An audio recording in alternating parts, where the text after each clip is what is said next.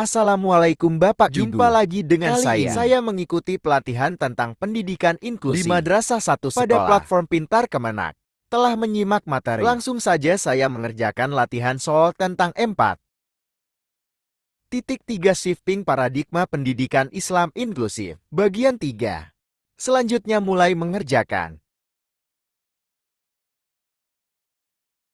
Soal nomor 1. Berikut yang bukan merupakan orientasi. Hakikat pendidikan Islam adalah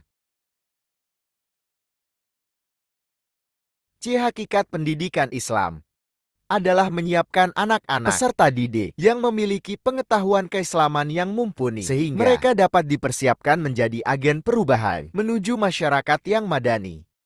Ini yang bukan orientasinya ya. Nomor 2. Dalil yang menjelaskan tentang keberagaman ciptaan alam terkait perbedaan gender, disabilitas, dan inklusi sosial adalah Ayah.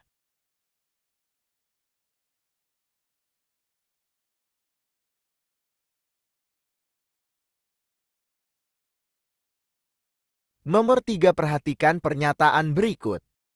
Pertanyaannya, pada pernyataan di atas yang merupakan pusat pendidikan adalah lingkungan keluarga, lingkungan sekolah, masyarakat sosial. Jawabannya adalah yang ABC. Lingkungan sekolah, keluarga, dan masyarakat. C. Nomor 4 berikut yang bukan. Yang bukan merupakan makna teoretik dari paradigma adalah budaya. Upaya untuk memajukan budi pekerti atau kekuatan batin, pikiran atau intelek, dan jasmani anak-anak selaras dengan alam dan masyarakatnya. Nomor 5. Pendidikan Islam adalah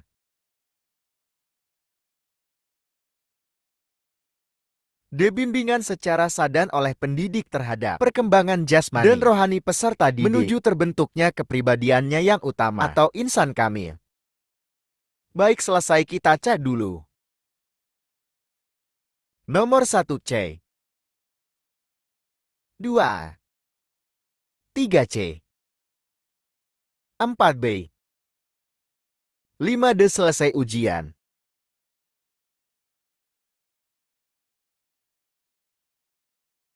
Alhamdulillah lolos passing grade. Baik Bapak Ibu, kita lanjutkan ke soal berikutnya. Saya akan melanjutkan latihan soal tentang 4,5 konsep dasar pendidikan inklusif bagian 2. Selanjutnya, mulai mengerjakan soal. Nomor 1 di bawah. Ini merupakan pernyataan yang tepat mengenai pendidikan inklusif. Kecuali oke. Kita cek strategi. Mencari cara dalam mengatasi hambatan, budaya ekonomi, warna kulit, dan atau disabilitas agar semua peserta didik dapat berpartisipasi secara penuh proses pendidikan tanpa diskriminasi. Ini betul. Layanan pendidikan hanya untuk anak-anak penyandang disabilitas di madrasah terdekat. Sistem penyelenggaraan pendidikan kepada peserta didik yang memiliki kebutuhan untuk mengikuti pendidikan secara bersama-sama dengan peserta didik. Ini pada betul juga memberikan kesempatan pembelajaran yang kepada semua anak dalam sekolah reguler. Baik, berarti kecuali yang ini ya. Layanan pendidikan hanya untuk anak-anak penyandang disabilitas di madrasah terdekat. Nomor 2. Di lembaga pendidikan, keberagaman, identitas, dan latar belakang anak akan mempengaruhi perilaku, kemampuan, dan kebutuhan mereka di dalam kelas. 3 tujuan pendidikan inklusif adalah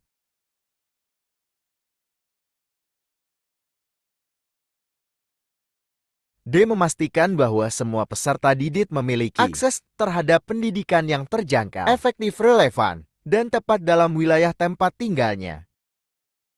Nomor 4. Keberagaman, identitas, dan latar belakang anak yang menjadi fokus dalam memberikan layanan pendidikan inklusif meliputi. Jawabannya hampir sama. C ini ya yang paling tepat. gender, disabilitas geografis, mata pencaharian orang akses tua, teknologi, suku bangsa, bahasa agama, serta korban perang dan atau bencana.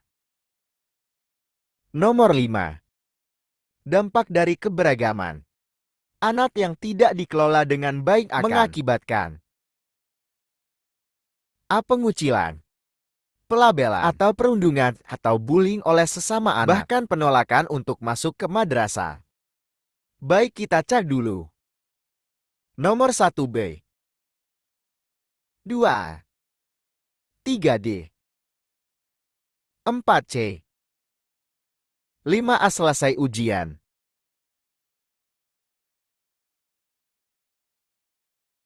Alhamdulillah, lolos passing grade. Baik, kita lanjutkan untuk materi atau soal selanjutnya. Saya akan melanjutkan untuk latihan soal 4.8. Tentang identifikasi asesmen dan profil peserta didik berkebutuhan khusus. Bagian 3. Oke, selanjutnya mulai mengerjakan soal. Nomor 1. Kategorisasi kesulitan siswa adalah bagian dari tujuan. Identifikasi. Nomor 2. Tanggung jawab profesional bagi pengelola peserta didik berkebutuhan khusus. Di antaranya A. Memberikan informasi yang jelas pada keluarga. Nomor 3. Memiringkan kepala dalam rangka mencari sumber suara adalah salah satu tanda hambatan. B. Pendengaran. 4. Daya tangkap terhadap pelajaran lambat. Menyelesaikan tugas sering terlambat, daya ingat lemah, prestasi belajar rendah. Motivasi rendah adalah tanda-tanda anak. B. Slow learner. 5. Identifikasi fungsional guru. Tentang penyandang disabilitas tertera dalam B. Undang-Undang Nomor 8 Tahun 2016. Baik, kita cek dulu. Satu-satu. Nomor 1A, 2A, 3B, 4B, 5B. Baik, selesai ujian. Alhamdulillah, 100 lolos passing grade. Baik Bapak Ibu, kita lanjutkan ke latihan soal berikutnya. Saya akan melanjutkan latihan soal 4.10 tentang Program Pendidikan Individuan atau PPE. Baik, setelah menjawab materi, selanjutnya mulai mengerjakan soal. Nomor 1. Tujuan utama disusunnya PPE adalah C. Mengidentifikasi dan memenuhi kebutuhan belajar individu siswa. Nomor 2.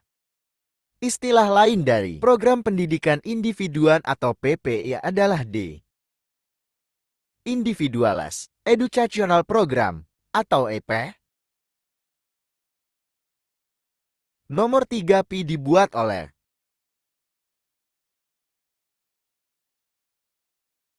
D. Madrasah dengan melibatkan tim multidisiplin.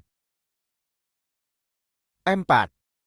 Pernyataan berikutnya bukan yang bukan merupakan. Urgensi disusunnya P adalah. Kita cek dulu. AP berpusat pada peserta didik sebagai subjek yang dinilai aktif, mampu belajar, dan didasarkan pada karakteristik kebutuhan khusus. Betul, komponen P difokuskan pada kemajuan dan kebutuhan PDBK itu sendiri. Sedangkan kurikulum digunakan sebagai rambu-rambu, dititik beratkan sebagai target utama P. Betul. Penyusunan PPE harus melibatkan ahli atau profesional karena terkait dengan akuntabilitas layanan pendidikan bagi PDBK pada madrasah inklusif. Ini sepertinya kurang tepat. Di PPE bertujuan menyelaraskan antara karakteristik, kebutuhan khusus, dan tugas perkembangan PDBK dengan kurikulum dan dalam upaya pengembangan potensi mereka secara optimal. Jawaban yang bukan merupakan urgensi. Ini ya penyusunan P. Harus melibatkan ahli atau profesional karena terkait dengan akuntabilitas layanan pendidikan bagi PDBK pada madrasah inklusif C. Nomor 5. Program pendidikan individu atau PPE bagi peserta didik berkebutuhan khusus pada madrasah inklusif adalah B. Program pendidikannya disesuaikan dengan kebutuhan individu PDBK.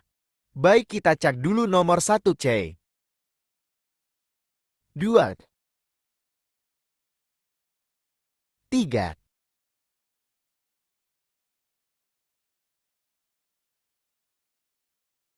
4,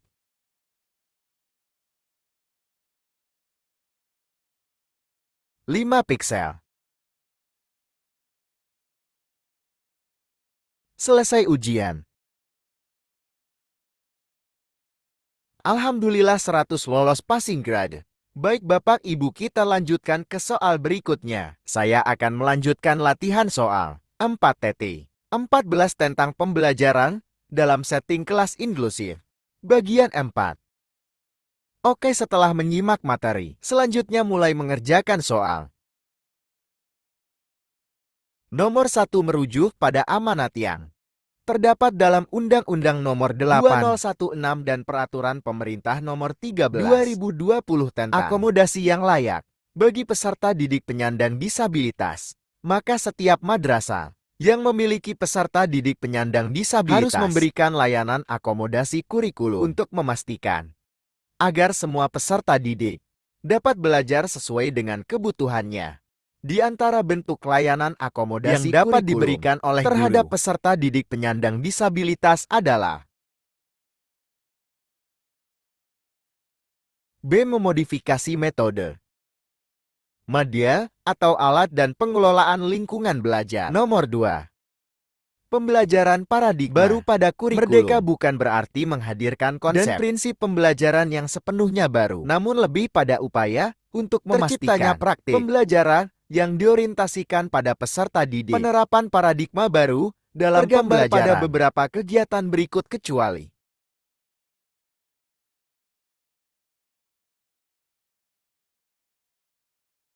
C. Guru menggunakan otoritas sebagai pembimbing utama pembelajaran dalam mengatasi permasalahan yang timbul tanpa melibatkan orang tua atau guru lain. Ini yang salah. Kecuali ini, karena harusnya melibatkan orang tua, bukan tanpa. Nomor 3. Tahap pertama yang perlu dilakukan oleh guru dalam merencanakan pembelajaran adalah memahami capaian pembelajaran terkait aktivitas tersebut. Pernyataan yang kurang tepat adalah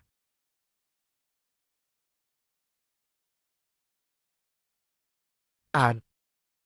Bagi PDBK dengan hambatan rungu, guru menggunakan capaian pembelajaran SLB. Kurang tepat.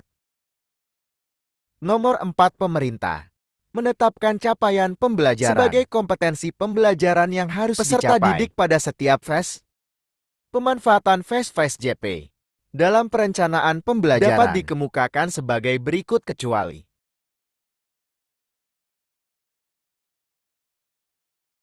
B. Mendorong guru fokus pada ketercapaian CP di akhir tanpa perlu memperhatikan perkembangan peserta didik dan kesinambungan proses pembelajaran antar kelas. Harusnya perlu ya, bukan tanpa. Kesalahannya di sini, kecuali B. Nomor 5. Berikut adalah pernyataan yang benar terkait akomodasi yang layak bagi peserta didik berkebutuhan khusus di madrasah. Kecuali lagi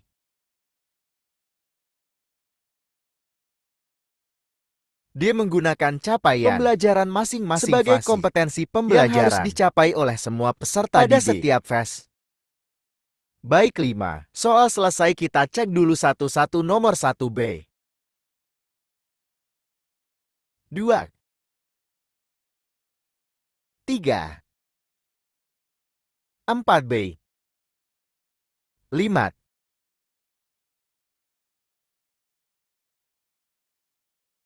Alhamdulillah 100 lolos passing grade. Baik Bapak Ibu, kita lanjutkan untuk latihan. Saya akan melanjutkan untuk latihan soal 4.16 tentang pembelajaran dalam kelas inklusif bagian 6. Baik, setelah menyimak materi, selanjutnya mulai mengerjakan soal. Nomor 1. Berikut adalah situasi sesuai membutuhkan proses rujukan, yaitu A. Siswa mengalami masalah pada kesehatan dan belum memiliki catatan medis. Nomor 2, hal yang dapat dilakukan untuk membantu siswa mengelola tugasnya yaitu C. Mengurangi jumlah soal yang diberikan. 3. Yang bukan merupakan adaptasi. Kurikulum dalam penyelenggaraan pendidikan inklusif dapat dilakukan dengan cara-cara sebagai berikut. A. Integrasi. 4. Manakah yang bukan jenis asesmen?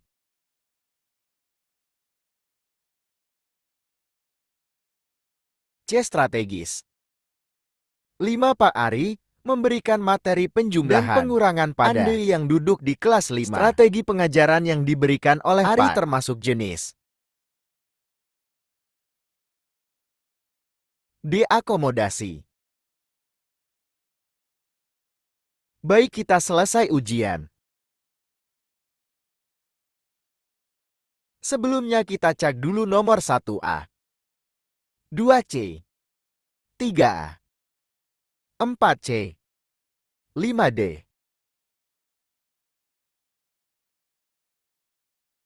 Ke-80.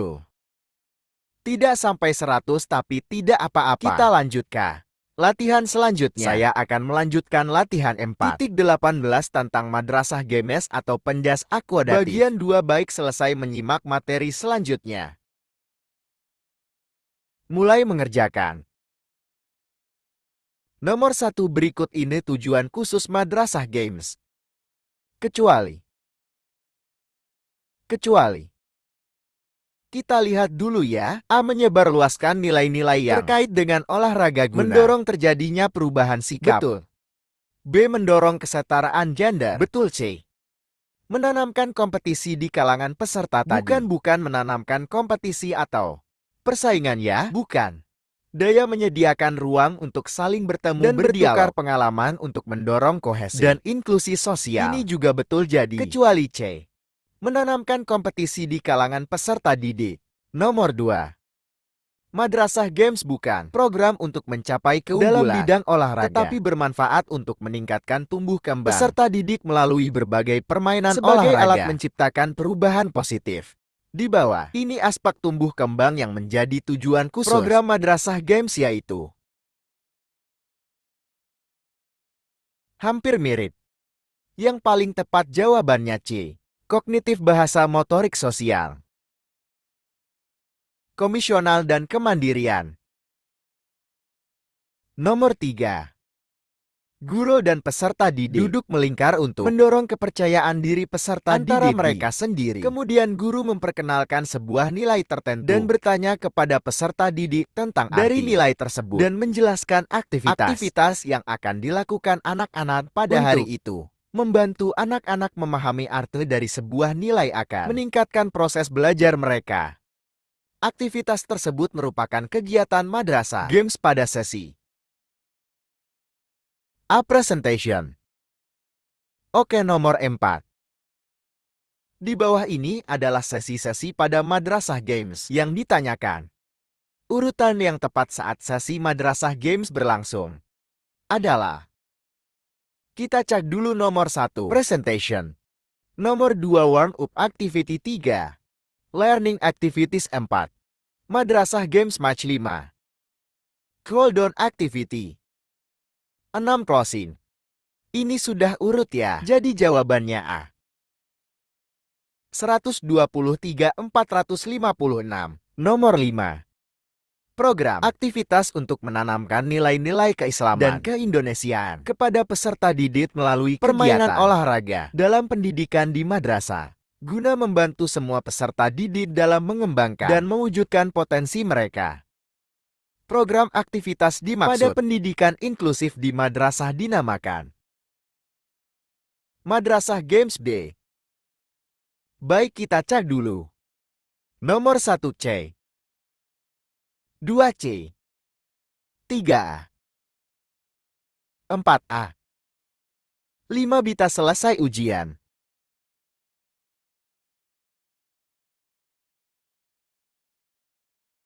Alhamdulillah 100 lolos passing grade. Baik Bapak Ibu, kita lanjutkan ke latihan Selanjutnya, saya akan melanjutkan untuk latihan 4 ton tentang 20. program kebutuhan khusus bagi peserta berkebutuhan khusus bagian 2. Setelah menyimak materi, selanjutnya mulai mengerjakan soal. Nomor 1. Apakan yang dimaksud dengan keterampilan komunikasi? Isyarat pada konteks keterampilan berkebutuhan khusus. Pasti A. Kemampuan menggunakan isyarat tangan atau bahasa isyarat. 2.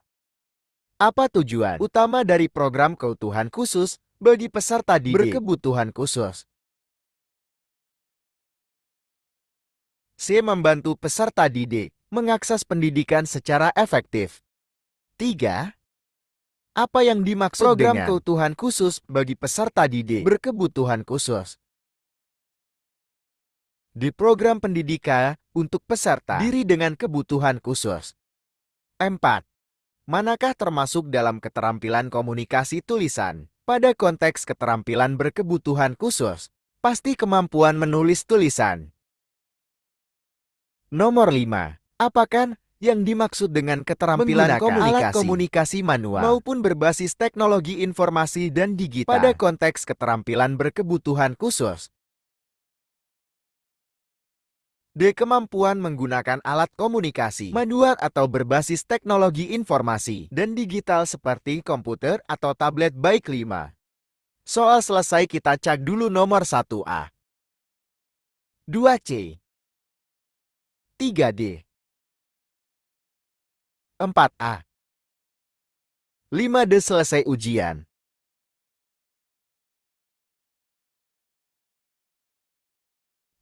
Alhamdulillah lolos passing grade. Baik Bapak Ibu, kita lanjutkan ke latihan soal berikutnya. Saya akan melanjutkan untuk latihan soal 4 ton 22 tentang program pasca madrasah berkebutuhan bagian 2 baik. Setelah menyimak materi, selanjutnya mulai mengerjakan. Nomor 1. Tujuan utama dari pendekatan inklusif dalam pendidikan madrasah adalah B. Mengintegrasikan siswa dengan kebutuhan khusus ke dalam lingkungan belajar. Nomor 2. Salah satu strategi yang efektif dalam mendukung siswa dengan kebutuhan khusus di lingkungan madrasah inklusif adalah A. Memberikan dukungan individual dan modifikasi kurikulum sesuai kebutuhan mereka. Nomor 3. Apa yang dimaksud dengan pasca madrasah inklusif? Di program pendidikan yang menyediakan layanan pendidikan untuk semua siswa mereka dengan kebutuhan khusus. 4. Manfaat utama dari pendidikan pasca madrasah inklusif adalah C. Menyediakan pendidikan eksklusif bagi siswa dengan kebutuhan khusus. Nomor 5. Bagaimana peran masyarakat dalam mendukung pendidikan madrasah inklusif? A. Memfasilitasi lingkungan belajar yang inklusif dan ramah bagi semua siswa. Baik, kita cek dulu. Nomor 1B, 2A, 3D, 4C, 5A. Selesai ujian. Alhamdulillah 100 lolos passing grade. Baik Bapak Ibu, kita lanjutkan ke soal latihan berikutnya. Saya akan melanjutkan latihan 4,23 tentang pengelolaan dan pengembangan pendidikan inklusif pada madrasah. Bagian 1. Setelah menyimak materi, selanjutnya mulai mengerjakan soal. Nomor 1 berikut adalah bagian dari 8 standar nasional pendidikan yang harus terpenuhi dalam penyelenggaraan pendidikan inklusif di madrasah. Adalah A. Standar isi betul. B. Standar proses juga betul. Semua jawaban benar. D. Standar sarana prasarana juga betul. Jadi semua jawaban benar. C. Nomor 2. Manfaat manajemen pendidikan inklusif di madrasah adalah C. Menjamin pemenuhan standar dan pengembangan madrasah untuk mencapai visi dan branding madrasah yang inklusif. 3. Tahapan pengelolaan pendidikan inklusif di madrasah meliputi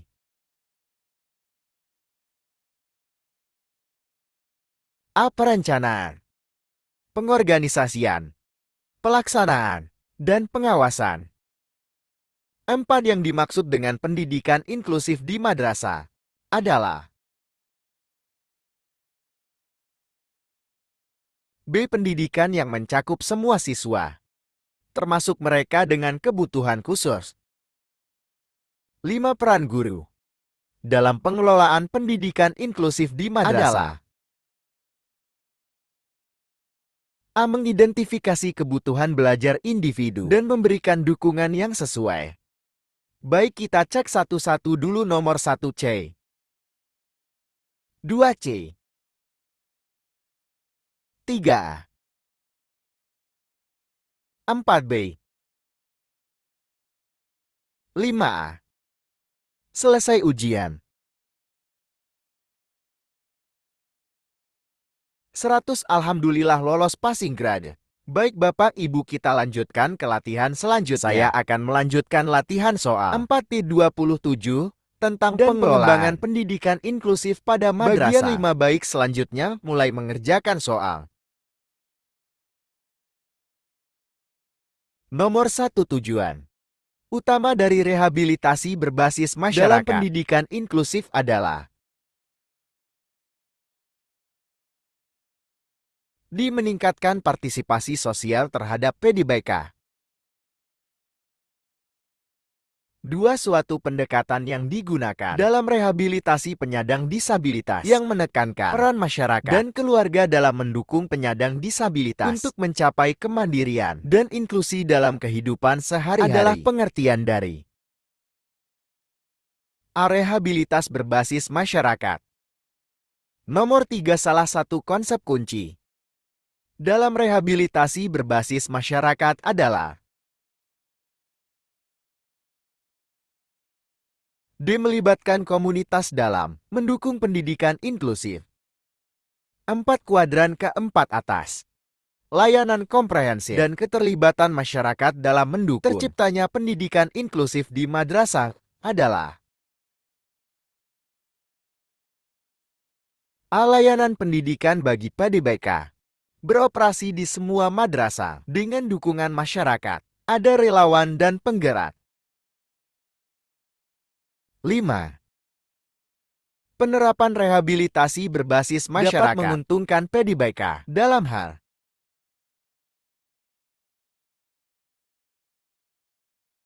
C. Meningkatkan kualitas pendidikan dan partisipasi dalam masyarakat. Baik, kita cek dulu. Nomor 1 D. 2 A. 3 D. 4 A. 5 C. Selesai ujian. Alhamdulillah 100 lolos passing grade. Bapak Ibu, kita lanjutkan ke latihan terakhir. Kali ini saya akan melakukan latihan 4.29 menit latihan soal terakhir dari pelatihan pendidikan inklusi pada madrasah. J. 4.29 menit ini tentang dan sistem penjaminan mutu madrasah inklusif. Selanjutnya mulai mengerjakan.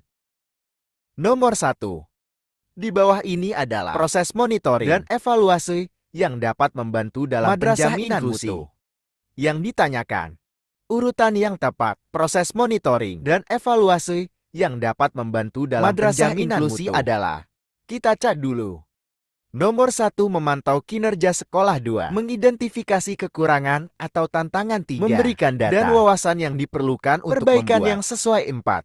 Membantu dalam pengambilan keputusan yang berbasis dan meningkatkan kualitas layanan pendidikan inklusi. 5. Menyusun laporan hasil monitoring dan evaluasi untuk dilaporkan kepada kepala kemenangkap atau kota yang sesuai. Urutan yang tepat adalah C2345. Nomor 2 di bawah ini adalah indikator atau yang parameter dapat digunakan dalam monitoring dan evaluasi madrasah inklusi, kecuali kita cek A. Ketersediaan fasilitas dan sumber daya pendukung. Kemajuan akademik siswa inklusif. Betul, C.